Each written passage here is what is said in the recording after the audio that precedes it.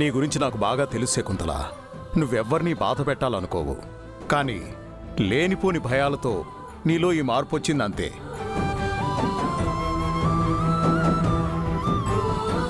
ఇదిగో ఇలా ఎప్పుడూ ప్రశాంతంగా ఉండే శకుంతల మాకు కావాలి. నీలో భయాలకు అభద్రతా భావాలకు వేరే కారణం ఉందనిపిస్తోంది. నిన్నెవరైనా ఇన్ఫ్లుయెన్స్ చేస్తున్నారేమని కూడా అనిపిస్తోంది.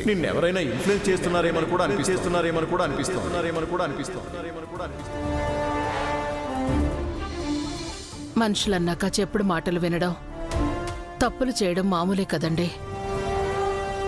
మరోసారి తప్పు జరగకుండా సరిదిద్దుకోవాలి. చాలా మంచి మాట చెప్పావు. ఇప్పుడు నాకు చాలా సంతోషంగా ఉంది. శిలే, తెల్లారుగా నువ్వు బతిపాటు పాడి అందరి మనసులోని టెన్షన్ పోగొట్టేసినవే. మా గొప్ప శీలువే నువ్వా.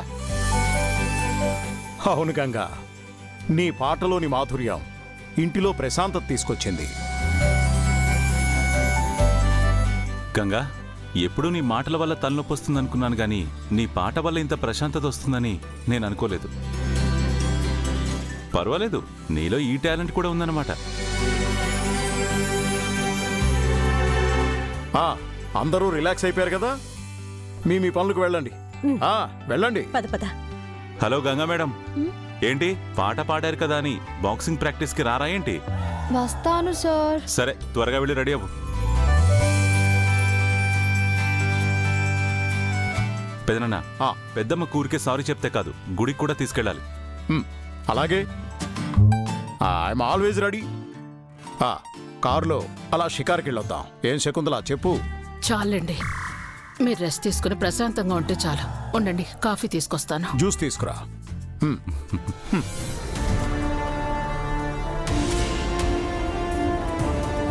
పెదనాన్న, ఈ ఇంట్లో ఎవరి పనుల్లో వాళ్ళు బిజీగా ఉండి మీరు ఒక్కడు మాత్రం ఖాళీగా ఉంటే నాకెందుకో నచ్చడం లేదు.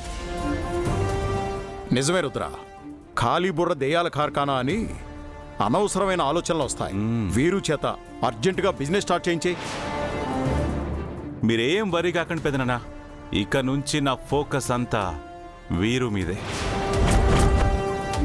నేను వీరుని దారిలో పెడతాను కదా. ఏం వీరు? Thank you.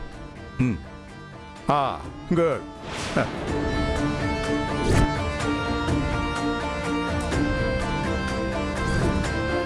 అసలు అత్తయ్య గారిలో సడన్ గా ఈ చేంజ్ ఏంటి?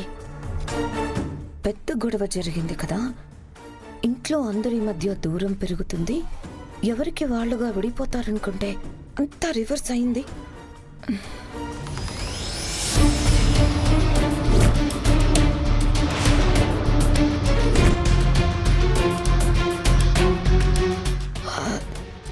ఏమైంది అత్తయ్య గారు అలా చూస్తున్నారు?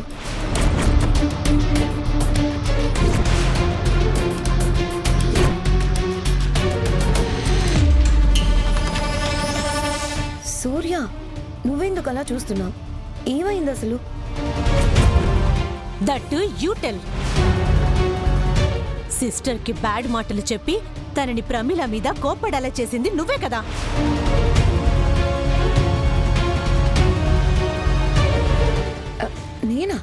నేనెందుకు చేస్తాను అత్తయ్య గారు? బావగారు నిన్నెవరు ఇన్ఫ్లుయెన్స్ చేస్తున్నారు అనగానే అక్క నీ సైడే చూడడం నేను చూశాను.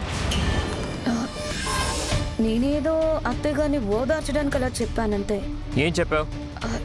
ఏం చెప్పానంటే, కోపం తగ్గించుకోండి, ఆవేశం పనికిరాదత్తయ్య అని అన్నాను. Shut up Ishika.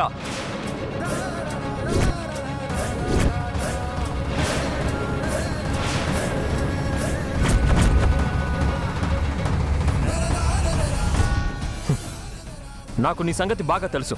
ఇది వరకు గంగ వదిన విషయంలో కూడా ఇలాగే చేసావు. అప్పుడు నీకు వార్నింగ్ ఇచ్చి వదిలేశాను, కానీ నీలో ఏ మార్పు లేదు. ఇప్పుడు ప్రమీల వదిన్ని కూడా బ్లేమ్ చేయాలని పెద్దమ్మకి చెప్పుడు మాటలు చెప్పావు కదా. లేదు సూర్య. చూడు, నువ్వు ఇన్ని రోజులు ఏం చేసినా నేను నిన్నెప్పుడు ఏమీ అనలేదు. ఎందుకంటే భార్యగా నేను నీకు ఇచ్చిన గౌరవం అది. కానీ నీ కారణంగా మన ఫ్యామిలీలో డిస్టర్బెన్సెస్ వస్తున్నాయంటే మాత్రం నేను చూస్తూ ఊరుకోలేను. నీకు డివోర్స్ ఇచ్చి ఇంట్లో నుంచి గెంటేస్తాను. విషయం అంత దూరం తెచ్చుకోకు.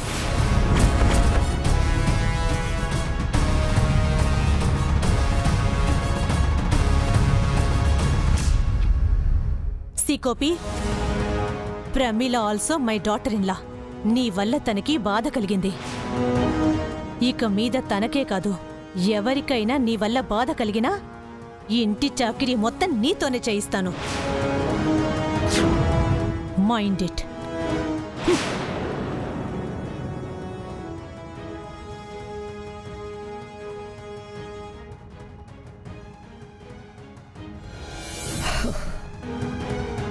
శకుంతల అత్తయ్య ఇచ్చిన ట్విస్ట్కి తల తిరిగిపోతుందంటే వీళ్ళేంటి ఇంత స్ట్రాంగ్ వార్నింగ్ ఇచ్చారు? దేవుడా, ఇక నుంచి వీళ్ళతో జాగ్రత్తగా ఉండాలి.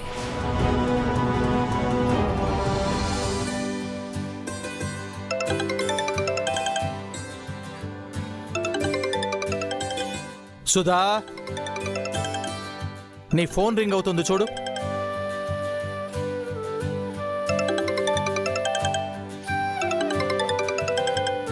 నిన్నే, ఎక్కడున్నావు?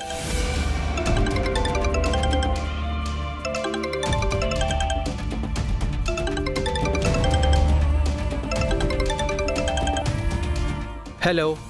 అమ్మో, హిట్లర్ గారు ఫోన్ లిఫ్ట్ చేశారేంటి?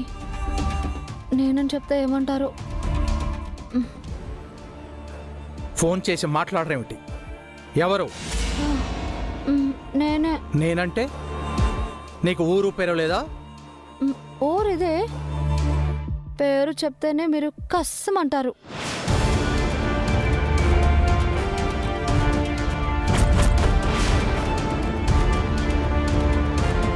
నువ్వు గంగవు కదూ? అబ్బా, భలే కనిపెట్టారు సార్. అనవసరమైన వాగుడు వాగేది నువ్వే కదా. అయినా నా భార్యకి ఎందుకు ఫోన్ చేశావు? మేమేం మంచి ఫ్రెండ్స్ సార్, మాకు 1,00,000 ఉంటాయి. అయినా అమ్మగారి ఫోన్ మీరెందుకు తీశారు? వాట్? అమ్మా? అమ్మ ఎవరికైనా అమ్మే.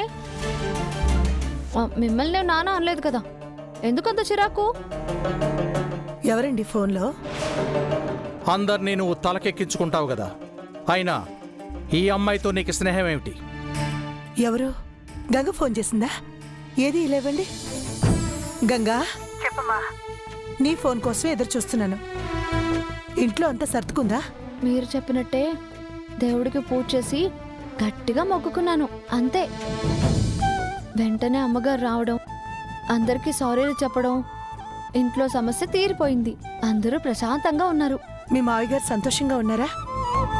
ఆయన చాలా అంటే చాలా సంతోషంగా ఉన్నారు.